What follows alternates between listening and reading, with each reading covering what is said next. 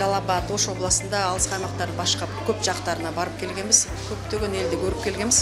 Быйыл Жыланды айылына мечит келген себеби бул жер шаарга жакын деп айтылганы менен шаарга жакын болуп калып кете берген экен. Биздин биринчи максатыбыз элдин ден соолугуна карап, чоң жакшы шартын түзүп бергенге, өзүнүн ден соолугуна караганды үйрөтүү.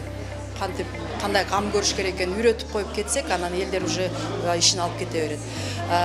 Практикалык медицинага биздин жардамыбыз ошолорду бардыгы эле келе бербейт ооругандар. Ошолорду карап чыгарып берсек, булар анан кийин учетко алышып, алар карап турушат.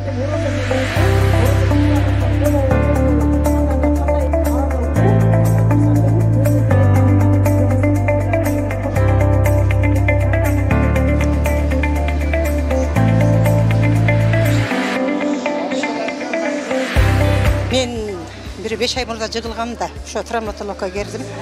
Ошо көрүндүм балдарга. Ошо мына эмеңизде мындай массаж кылың дейт, жакшы консультация берди. Ошол бүт эмелерин жазып берди. Ошол массаж кылыңыз дейт, мына таблетка эмелерди алып сыйпаңыз дейт. Жакшы консультация берди. Аябай ыраазымын, аябай көп жерге барганмын. Анча-мынчаларын укпадым эле, бул балдардан уктум да. Ошо жакшы консультация берди.